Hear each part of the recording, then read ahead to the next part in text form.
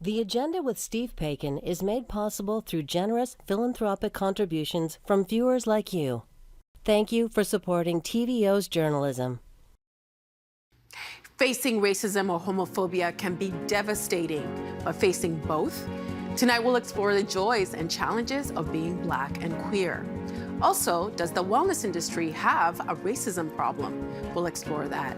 It's Thursday, February 24th, and that's ahead on The Agenda.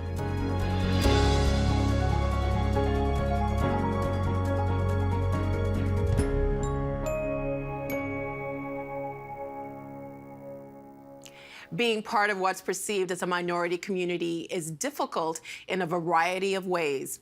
Add being different within that community. During this Black History Month, let's find out how those who are Black and queer celebrate their unique experiences and challenges within communities as diverse as they are. In Los Angeles, California, Kamali Powell, Executive Director of the charitable nonprofit Rainbow Railroad and longtime advocate for Ontario's Black and LGBTQI+ communities. In Mississauga, Ontario, lawyer and educator Samantha Peters, who is founder of Black Femme Legal, a toolkit of resources for Black queer women, femmes, and gender diverse folks across Ontario. And in Ontario's capital city, in North York, Tatiana Ferguson, co-founder of the Black Queer Youth Collective. Hi, everyone. Morning, how are you? Looking forward to this discussion. Tatiana, I wanted to start with you. What is the three strikes rule? So the three strikes rule is really a concept around barriers and challenges that folks may encounter due to one or more aspects of their identity. So in this case, we're looking at, Blackness. Black people are prone to experience anti-Black racism. If you're part of the LGBT community, that's another strike where you are likely to experience homophobia, biphobia, transphobia. And then when that intersects with womanhood, if you are a queer woman, you are a trans woman, or a person living with a disability, or have any other experience beyond those initial two, that's like the third strike. And these create like unique obstacles for individuals based on their identity. Tatiana, this week, the Supreme Court in the United States agreed to hear an evangelical Christian web designer's free speech claim that she cannot be forced under a Colorado anti-discrimination law to produce websites for same-sex marriages. Here in Ontario, what are some of the challenges Black, queer, and trans youth are facing today? I think there are a range of challenges that are impacting Black LGBTQ youth. The BQIC did do a community needs assessment in 2020 where we actually wanted to understand what are those challenges ourselves so that it can help inform our program and how we work with the youth in our network. Findings from our community needs assessment highlighted that the main issues affecting Black, queer, and trans youth at the time were discrimination. And this can be a range of discrimination based on their gender identity, based on their race, based on their ability and disabilities. Financial struggles. So a lot of our youth were living in the lower income tax bracket. A lot of our youth are a bit financially insecure. So financial struggles was identified as like one of the second issue. And the third was barriers to employment, education, and training. So I would say those are the top three issues that are affecting youth based on our community needs assessment. Kamali, in the United States, there seems to be something happening in the news every day. There's several anti-gay bills happening right now in the country. Has the pandemic made some of these issues worse, the issues that Tatiana brought up? Yeah, absolutely. I think you were referring to the really egregious bill that was introduced in Texas that targets trans youth and trans families. That makes it them liable to criminal charges for just allowing their child to get access to gender affirming care. And what we've seen during the pandemic is that it really has exacerbated inequality. And what we know is that LGBTQI+ persons, and in particular persons of color, are disproportionately affected by the pandemic. They are frontline workers that did not have the luxury, have been able to shelter in place, who have been at the front lines and have not been given access to equitable income. And Rainbow Railroad in particular, as an organization that supports LGBTQI plus refugees, has definitely seen how migrants have been disproportionately affected by the pandemic as well. I want to come back to what we were just talking about in a second with you, Tatiana, but I wanted to bring Samantha into the conversation. Samantha, what inspired you to start Black Femme Legal? Yeah, so before I even talk about the inspiration, I want to start off by saying that femme is inherently queer, and one can identify as femme regardless of their gender expression, or their gender identity.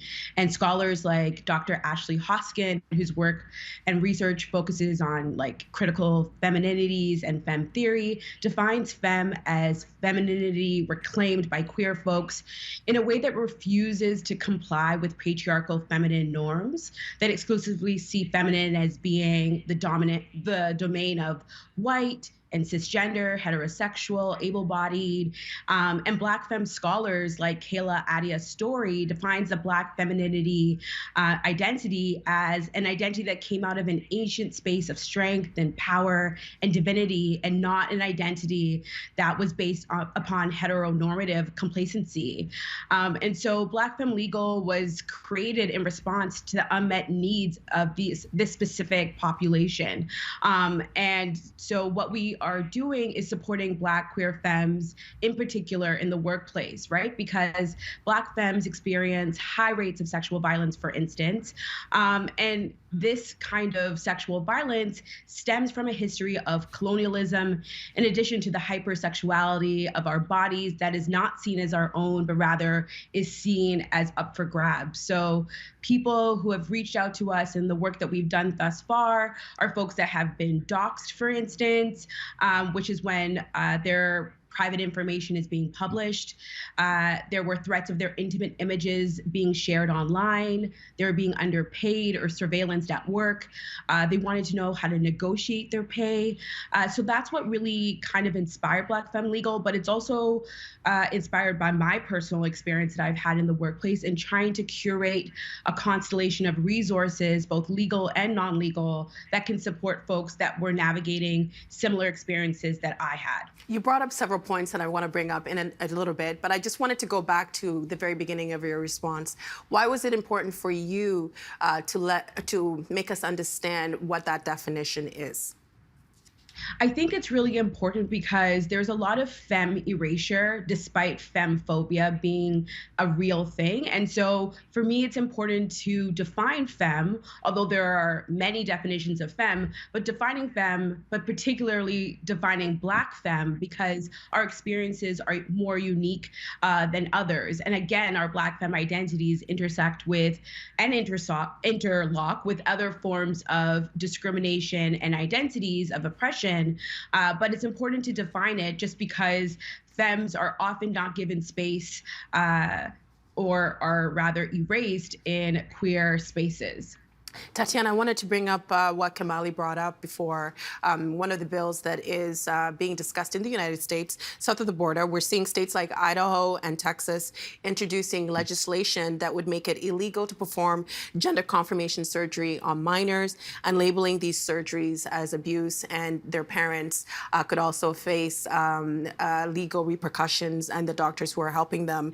How do you see the role of politics in decisions around gender-affirming surgeries for trans youth playing out here in Ontario? Yeah, I think in Canada, I'm calling from Ontario, but I think in Canada, we are very fortunate to have a healthcare system that sees the value in creating access to gender-affirming surgeries, as well as life-changing surgeries for trans and non-binary individuals. So while what's happening south of the border is still a very pressing issue, I think the context is a little different here in Canada. I know one of the issues that we are often struggling, and politicians and those actually involved in the healthcare system are still grappling with, is how much coverage should trans people actually have? Because there are surgeries that are covered and there are some that are not. So in terms of access to surgery, I think that that's definitely more viable for our Canadian folks. So that's citizens, permanent residents, as well as those who are going through the migration process. But of course, not all the surgeries are covered. And one of the issues I would say that one of the underlying issues, the complementary issues, would be some of the financial burdens or screens that folks would have to pay when they do want to pursue surgeries that are not covered, or if the surgery is covered partially but not in its entirety. As mentioned, one of the biggest issues affecting Black, queer, and trans youth is the financial burden that they are often experiencing due to maybe employment discrimination, due to maybe some of the harassment and experiences that they would have had that would have postponed or delayed their education. And there are studies that describe youth homelessness and describe student experiences, LGBT student experiences, and all of these things can create barriers for folks when they are seeking employment opportunities that can allow them to have a livable wage. So I think that politics have a big role in creating greater access to gender-affirming surgeries. And these surgeries, for some, may be described just as gender-affirming surgeries, but to me, these are life-changing surgeries because the dysphoria that trans people experience can often result in a lot of issues that affect their mental health, that affect their well-being, and their ability to engage in public life. Kamali, I saw you nodding. Yeah, absolutely. One of the things I would say, we're having this conversation in the context of what's happened in the United States, but I think if we've been watching just the events of the past few weeks around these protests or the occupation of Ottawa and multiple cities, where although on one hand we're having a conversation around the convoys and the pandemic, there's a lot of coding happening around and a lot of code words, and images of homophobia, transphobia, biphobia, and racism. And that's how, policy kind of creeps up to disproportionately affect people of color. And so I think, as my colleague was really talking about this not necessarily being an Ontario-Canadian context, I think we need to be alarmed or need to be concerned when lawmakers stand in solidarity with movements that may eventually disproportionately affect our community. This next question I want to ask for you. I want to ask to you all. Samantha mentioned identities of oppression. I'm also thinking that there must be a lot of joy and fullness in being in your communities. So I wanted to ask, how does living in this intersection affect you in your daily lives? I'll start with you, Samantha. So, living at this intersection, of course, there are challenges, right? Like, I don't experience discrimination, for instance, in silos. It's based on my Blackness, my queerness. I'm non-binary. And so all of those identities affect my daily life. But I also think it's important to highlight the joy that I experience as being Black and queer. How it affects my life is now I'm open to and able to have access to wonderful spaces that are for and by Black, queer, and trans folks. And I'm able to see us celebrate joy and pleasure and play in so many wonderful ways. And so, of course, there are detrimental and negative ways in which my identity is impacted every day. But I can't ignore the wonderful and beautiful things it is to be Black and queer, right? And I think what's so beautiful about our community is that we are creators and dreamers and are able to define ourselves for ourselves in wonderful ways, and it inspires me. Tatiana, I see you smiling. Yeah, I would say, echoing Samantha's sentiments, being Black and queer is all I've known all my life, and to be connected with community here in Canada, to be able to provide service is it's so fulfilling. And speaking of celebrating Black joy, Black queer joy, that was actually the theme of our Pride event last year. I encourage folks to check out our website if you're interested in seeing what's happening in community. And as Samantha also mentioned, I think our community is very vibrant, it's very dynamic, and it allows for creativity and self-expression to really be showcased. And I'm very proud that the DQIC is one of the organizations that's doing that work to facilitate spaces where folks are safe to be themselves, where folks are able to come into our space, find their identity if they're questioning it, and also meet like-minded people. It's not our entire team is Black and queer. Whilst we may not wear those labels, we do think that it's important for us to be visible. And yeah, I think it's one of the greatest joys in terms of me migrating to Canada and doing the work that I'm doing. And Kamali? Well, let me start by saying, it's as a cisgender male, it's just great to be on a panel full of Black women discussing Black queerness. I'll start there. And, I have a bit of privilege just being a cisgender male, but also being in a community and a family that accepts who I am. And I realize that even though that exists for me, just being on television talking about my queerness is something that I pause about because we're not used to being doing that, especially as a Black male. And Black joy for me is how our chosen family shows up every day. I am really fortunate to have a large community of mentors who've inspired me every day, from those who built movements like the Black Coalition for AIDS Prevention or Blackness Yes or Blockorama. I think Black joy for me is standing alongside many people before me who have created spaces for Black joy when they did so at the risk of themselves, when really being out and loud and Black and queer could, in Ontario, allow you to be victims of violence. And so I'm really just thrilled that we've come so far, even though we have a long way to go. Part of this discussion is about community and your chosen family.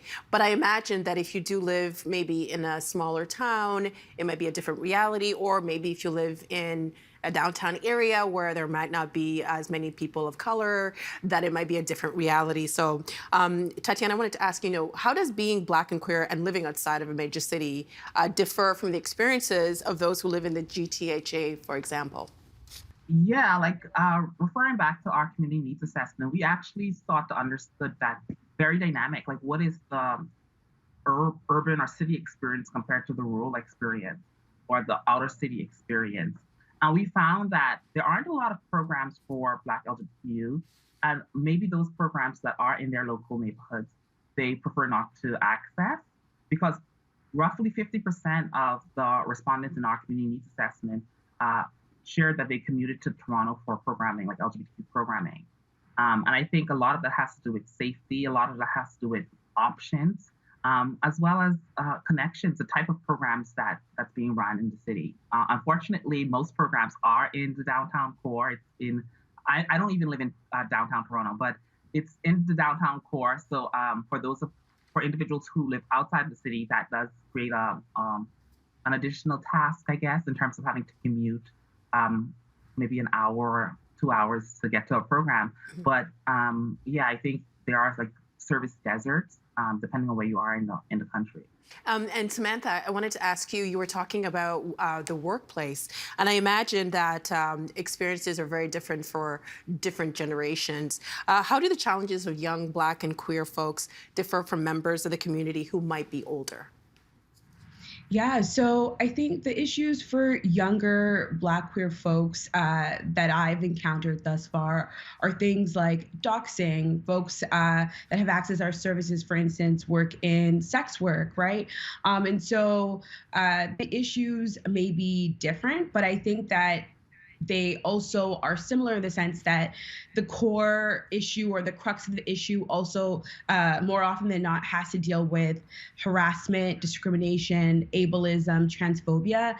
And so while there may be different needs between generations, I think the crux of the issue remains the same. And so I'm fortunate to be able to support folks regardless of their age. One of the things that I love about social media is the fact that you can see content that otherwise you might never see before.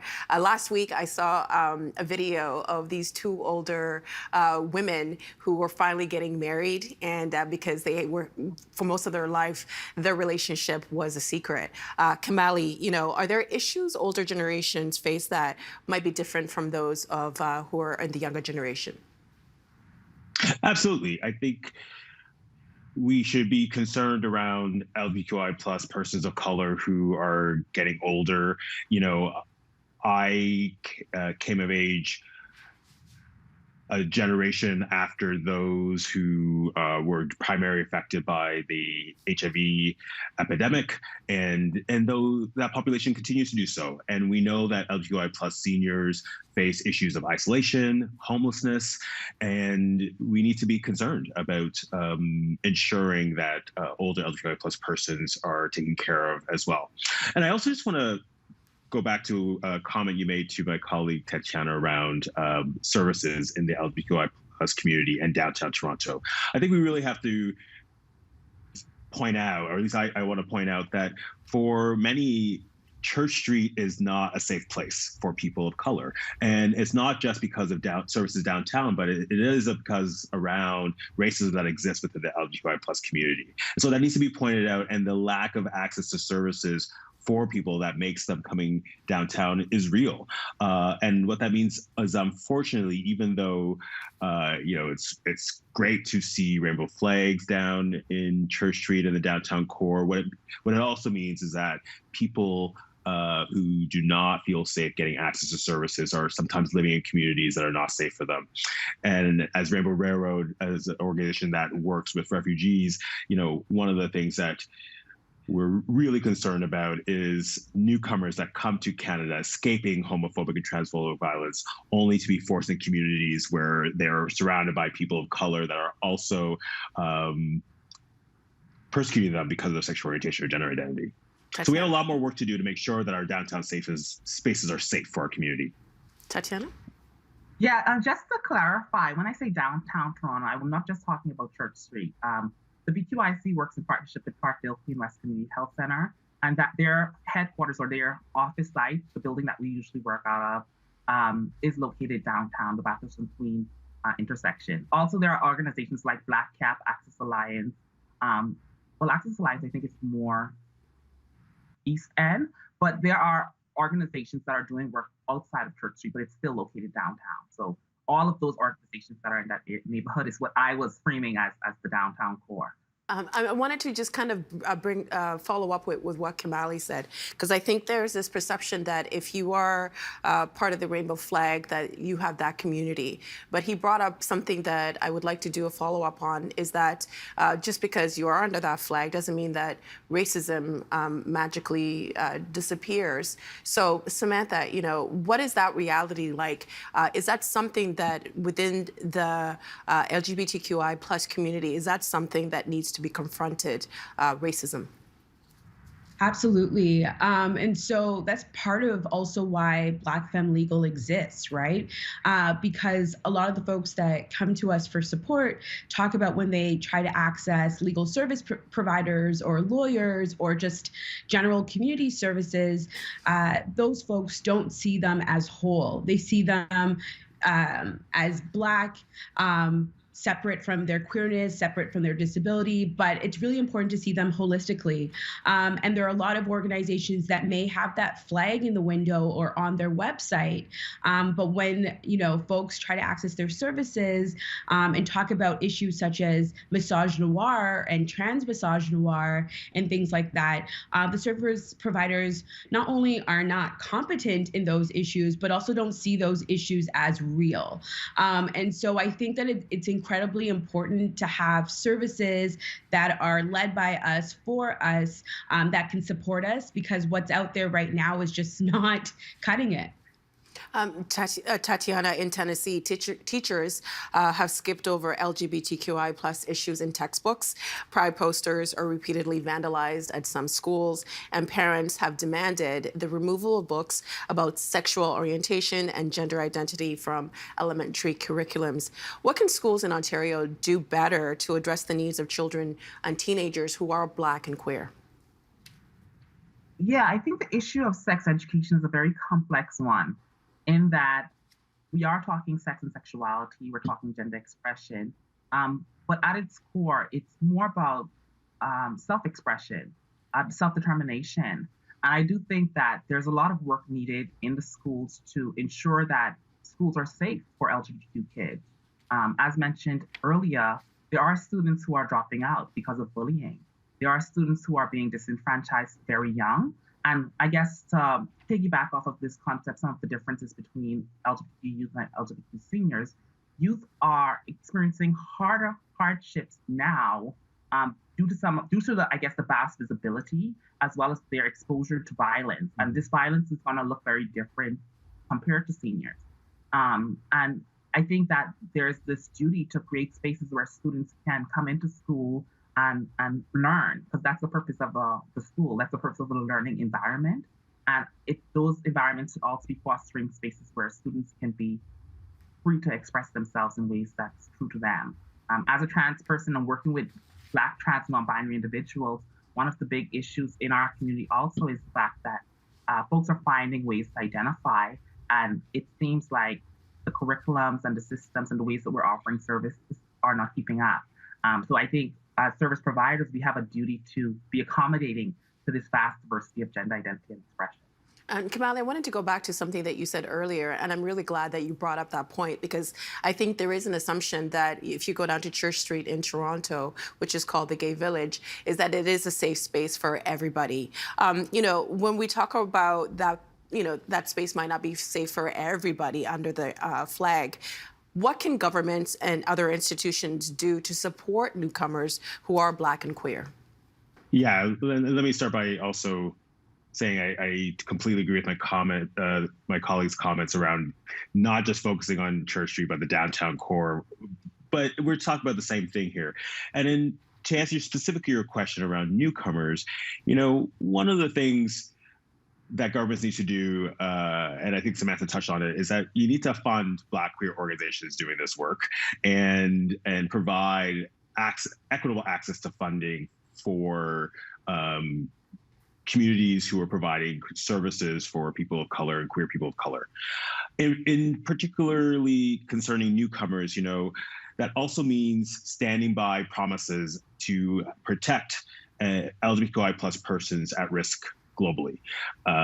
The government of Canada has said emphatically that they support LGBTQI plus persons, not just in Canada, but around the world. They've also said that they support LGBTQI plus refugees. And yet we're about 6 months after the withdrawal of troops in Afghanistan, and there are thousands of LGBT plus persons displaced, and the government of Canada still has not reached out to an organization like Rainbow Railroad and a Black person of color to help Black and brown persons enter the country. And so there are really specific things that governments can do to help LGBTQI plus newcomers. And we have to be mindful of that when people of color are no longer the focus of the news. Right now, what we're going to be talking about all day is the situation in Ukraine.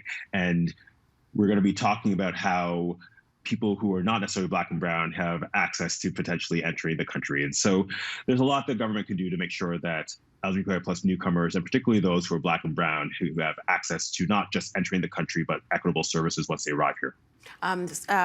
Samantha, I'll give you the last minute. When we do talk about situations like who's at the table, who's making these decisions, just to round up our conversation, how important is it to have Black queer voices at the table when these policies are being made? I think it's incredibly important because our voices hopefully will inform solutions. But I think that it's not enough just for us to be at the table, but that our contributions are actually put into action, right? Because it means nothing if it's just, symbolic or for a photo op. It has to actually lead to systemic and structural and institutional change. And so having us at the table and actually allowing us to inform policy and inform law can lead to transformative possibilities for us all. I want to thank you all for being on the show. Representation is so important, and I hope if there's a Black queer youth watching this, that they can see that if they see it, they can be it. Thank you so much for your insights. We really do appreciate it. Thank you so much.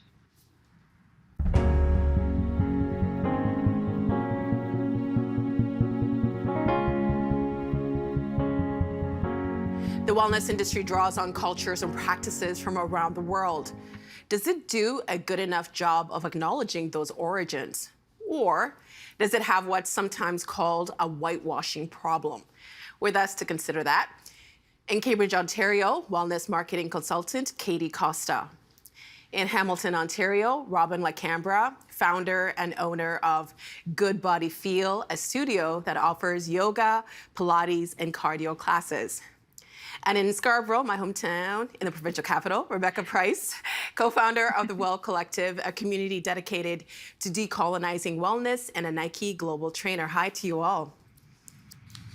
Hello. Hi. So a slight confession, Scarborough's not my hometown. London, Ontario is, but I've been in Scarborough for 5 minutes and I'm claiming it for my own. I'm very happy to have you all on the program. Robin, I wanted to start with you. How would you define wellness culture? Well, wellness practices are practices that tend to the various aspects of our human well-being. So it might be emotional, mental, physical, and spiritual, whether that's non-denominational spirituality or religious-based spirituality. And wellness culture is this interesting thing that's forever in flux. But what it looks like currently is this tension between folks who have popularized wellness practices with origins that are often from countries, racialized countries, or indigenous practices, brown and black practices, and then the tension of folks who are trying to come back and reclaim these practices as their own. Tension, that's a big word. Can you go more into that? How does that tension play out? This tension plays out around who profits, who benefits, who gets to call themselves a leader, an expert, a guru, and then this pushback around the calling in and the desire to recognize and decolonize practices that are often from cultures of origin or co-opted by people who aren't originally from that culture of origin, and this like fragility and defensiveness of, oh, but I'm really good at this and it really serves me and it's really serving the community that I've created. So this tension around these beautiful practices that really do serve to individual and collective well-being, but who benefits from what leader, where do the profits flow, this sort of thing. We're going to get into some of the things that you brought up. The wellness industry is a billion-dollar industry. Katie, what sectors fall under the wellness economy umbrella?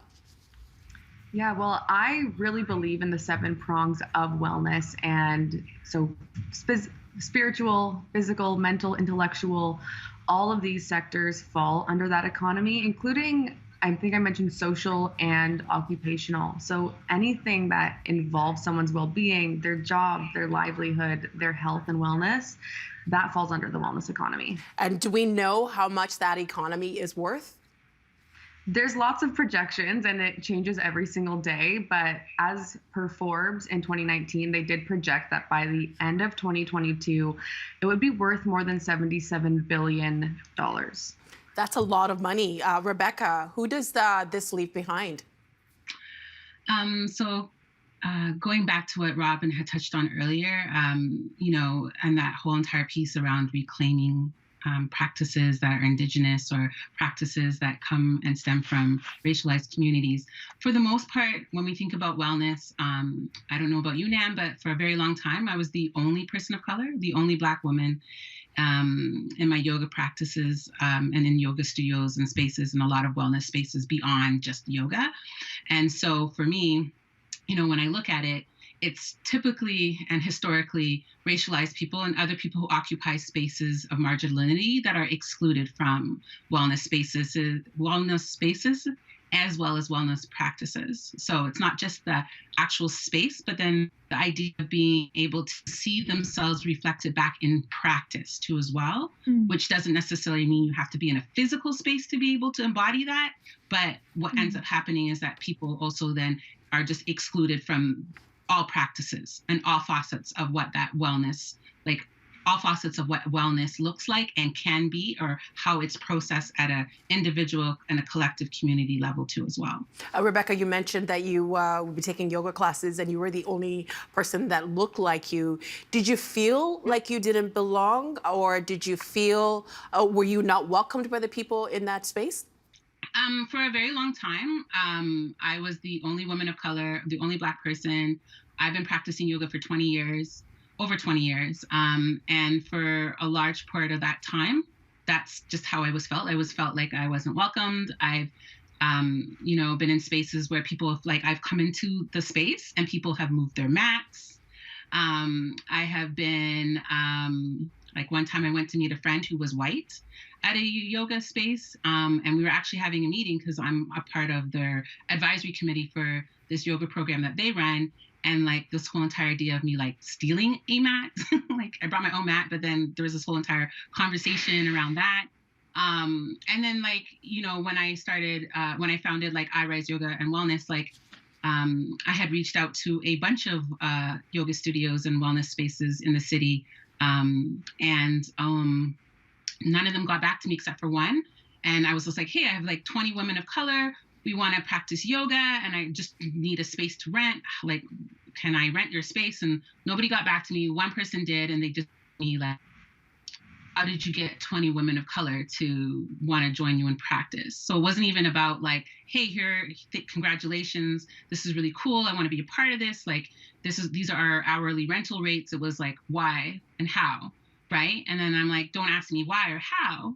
Just understand. And so then that's kind of like where I shifted that narrative of like, well, I'm tired of being the only person of color. And then that's how I just decided to go off and like do my own thing, because I mean, I'm very, articulate and I'm very sound and secure in who I am. But then there's other people who may not be able to be in that position. I also have the privilege of being able to afford to be able to go into these studio spaces and pay for these classes and things like that. And the communities that I work with predominantly might not be in that same position to be able to do that. And so like really looking at what that meant at a community level and how important it was, especially for the communities that I work with who are historically disenfranchised and marginalized, how important it was for them to be able to access wellness tools and modalities to be able to support their overall wellness. So, it's been a journey. Because I'm really sorry that happened to you, because I think some people might be watching this and listening to this and think, you're trying to better yourself. You're trying to take care of your body. You're trying to take care of your mind. And they might not understand why you might experience those barriers. What are some of the barriers that you noticed exist within the wellness community for racialized people, Rebecca? So, I mean, and also Robin, you can probably talk to this a little bit too as well. Some of the barriers, there are a lot. So if we're even thinking about like accessibility, and sometimes people think accessibility like offering sliding scale like classes, but accessibility also looks like, where is your studio located? How can I get there? Public transportation. Is this located in a community that feels safe for me as someone who's Black, right? And like going to a studio that's in like, I don't know, Rosedale, for instance, like, I've had lots of traumatic experiences walking the streets of the city being a Black woman. And, and what does that mean? So like even thinking about accessibility and like how safe of a space is it just to be able to get to? Then we're thinking about accessibility around like how safe is my space to be in, right? Like, so when we're looking at like, do you have any policies and procedures to kind of help me as someone who occupies a positionality of like, marginalization? When we're thinking about like how trauma responsive are our offerings and things like that, we're thinking about like cost. We're thinking about like even like, sometimes we have a tendency in the wellness industry to be cultural tourists, right? So like, you have like this hip hop yoga class, and then,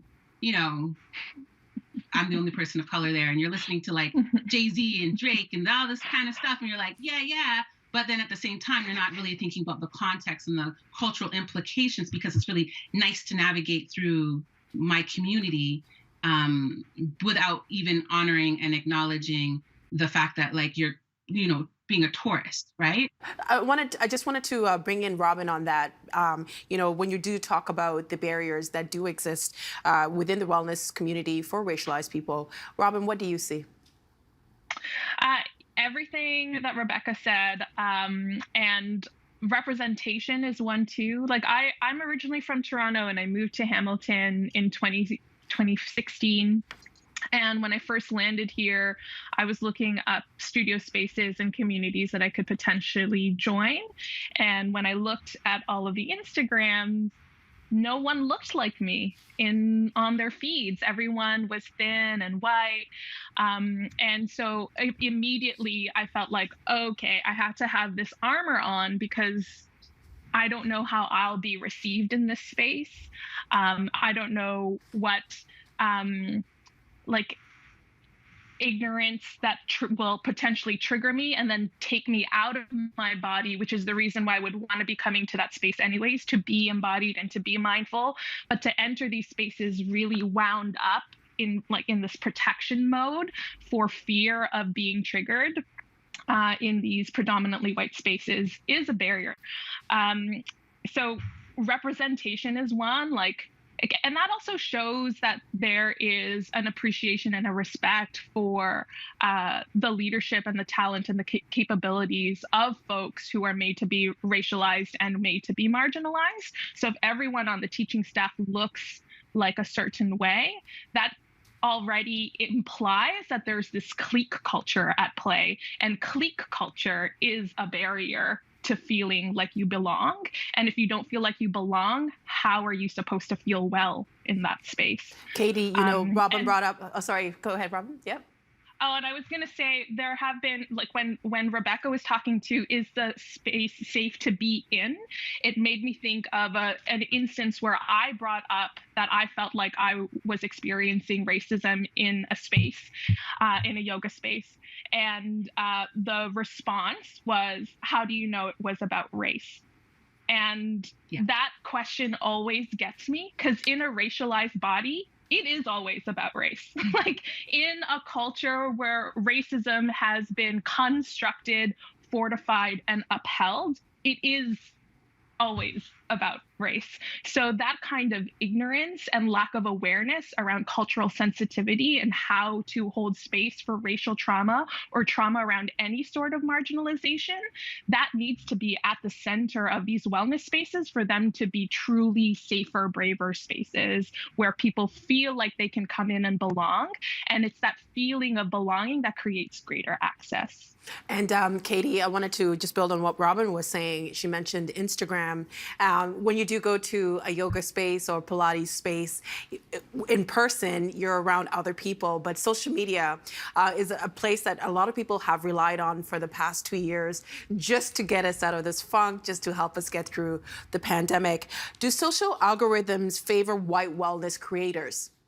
Yeah, this is a big conversation as well, because there's a lot of unknowns when it comes to social media and how these algorithms truly work. There's a lot of suspicion, and the Instagram experts or other social media experts do kind of pull together these hypotheses. So I just want to say that nothing I'm about to say has actually been confirmed by Meta, Facebook, or Instagram. However, based on the experiences of both white and Black creators, I do believe that the algorithms do favor white wellness creators. And as I said, I don't think that the algorithms were designed to be racist. However, we do know programming them, maybe. Well, honestly, I think it's more our inherent biases as humans, because the way these algorithms work is it shows you more of what you want to see, and how Instagram decides that is based on what you engage with. And we start to see how a positive kind of feedback loop starts to come in play, where these white wellness creators are maybe more positively received, which does have to do with race, and therefore they get more engagement, which helps them get more visibility, and they get in front of more accounts, which then leads to more engagement, and then favors them in the algorithm because they're getting this engagement. And there have been trends between white and Black creators that show that it's easier for a white creator to go viral.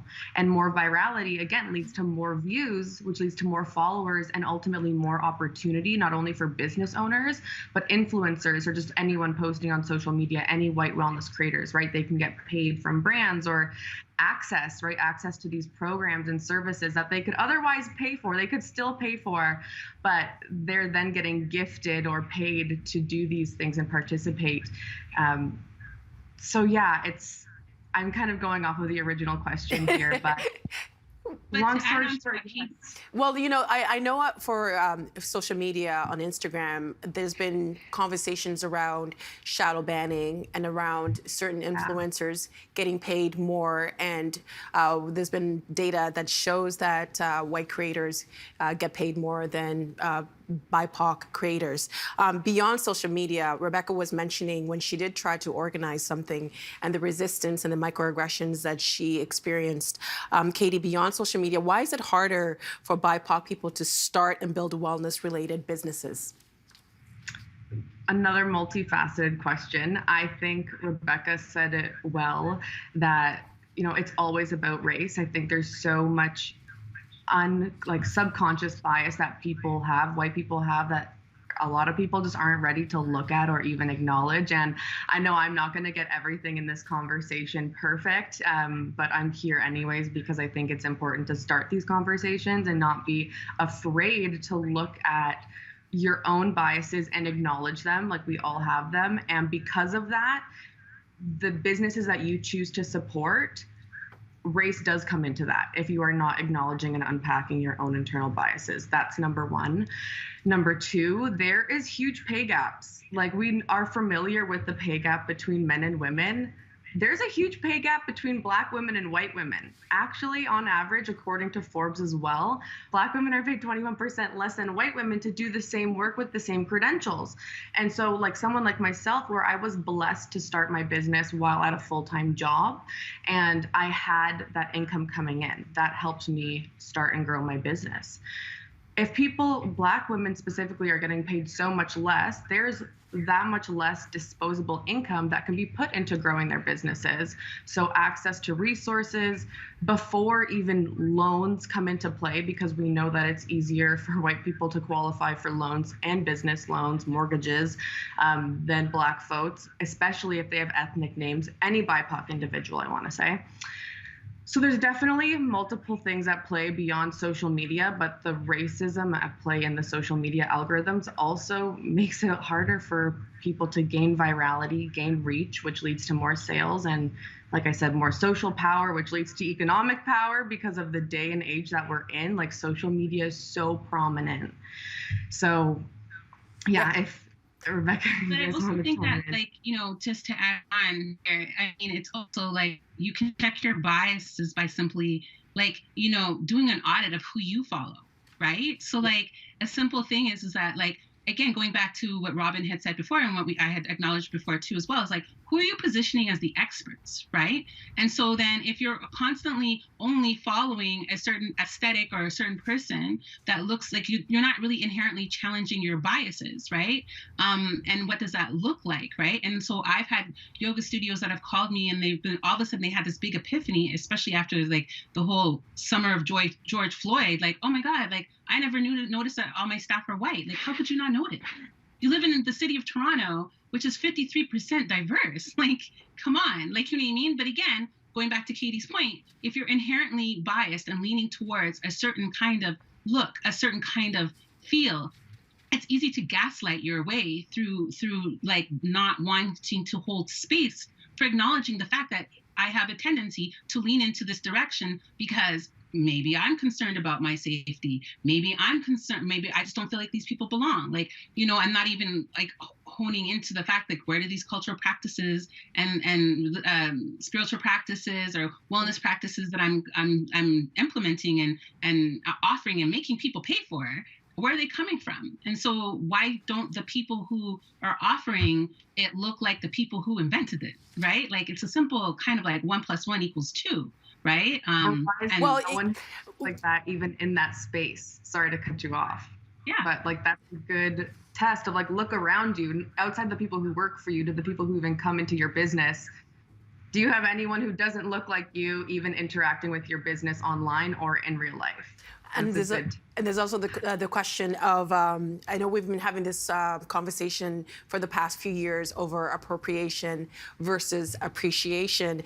Rebecca, earlier you mentioned being in the studio and they're playing hip hop music. Robin, when we talk about these wellness practices that originate from different countries, what people's culture have you seen appropriated for the purpose of wellness? Oh, like all of them. And I recognize that there's a level of cultural appropriation that can't really be avoided now in the global world that we're in. Like, we have such ready access to all sorts of different cultures thanks to the internet and whatever else. And then when these really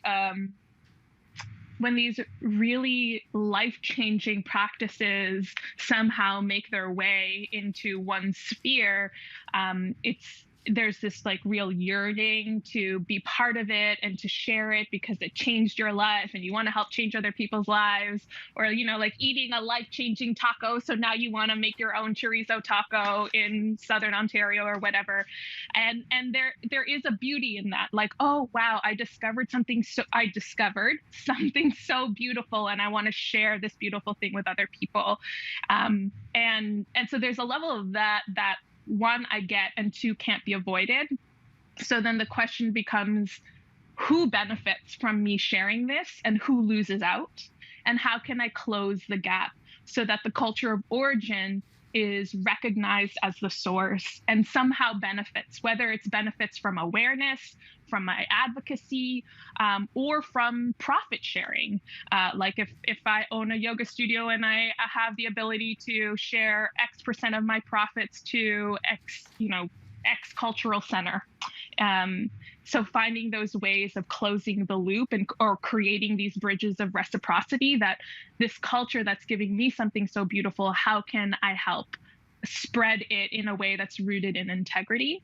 But where we go wrong is it's not like the whitewashing of wellness isn't so rooted in that kind of integrity, but it's rooted in colonialism, like this entitlement, like, oh, I'm going to take this, I discovered it, and I'm going to bring it to North America, or I'm going to bring it to my town, and I'm the leader of it, and so there's this entitlement and this taking and this continued colonization of brown people, brown and Black and Indigenous people, and without the thinking of how can I amplify the culture of origin, how can I help support the culture of origin or folks from the culture of origin or whatever it is. It's this continued loop of colonization, and that's because with colonization, even white people lose.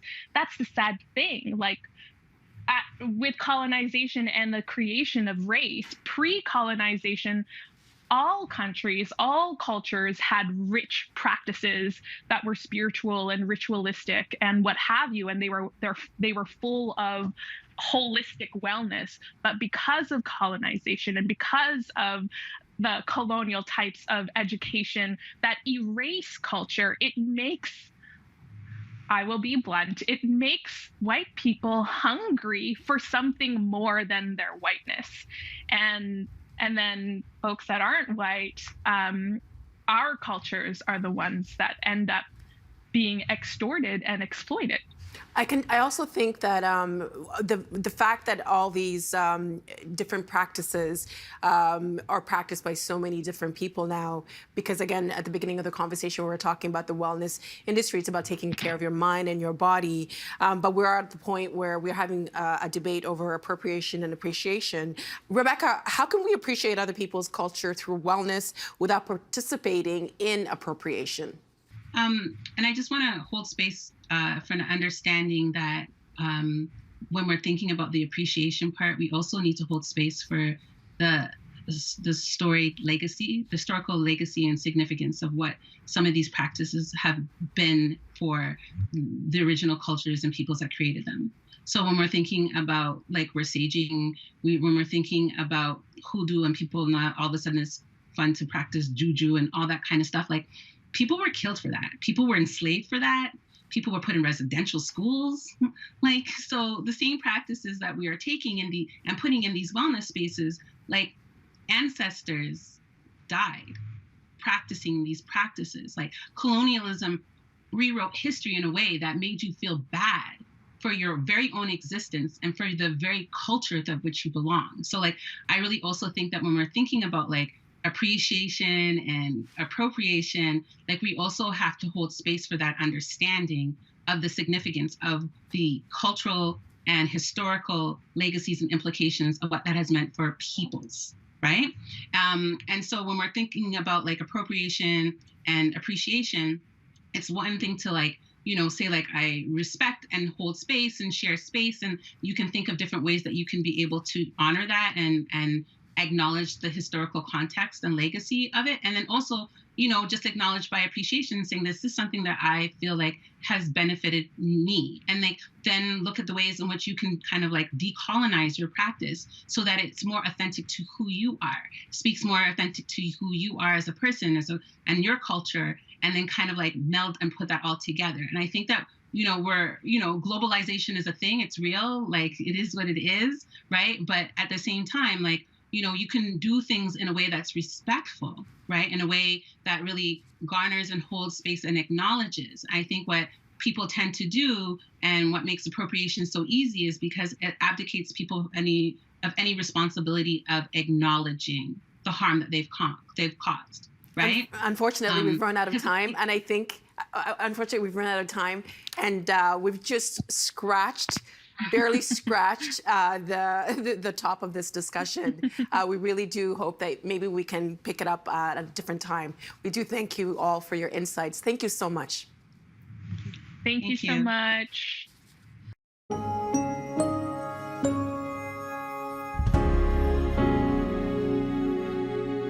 That is the agenda for Thursday, February 24th, 2022. While more than 10 billion COVID-19 vaccines have been administered around the world, the distribution of those shots is far from equal. Tomorrow, we'll look at what's needed to enhance global vaccine equity. I'm Nam Kiwanuka. Thanks for watching TVO, for joining us online at tvo.org, and we'll see you again tomorrow. The Agenda with Steve Paikin is made possible through generous philanthropic contributions from viewers like you. Thank you for supporting TVO's journalism.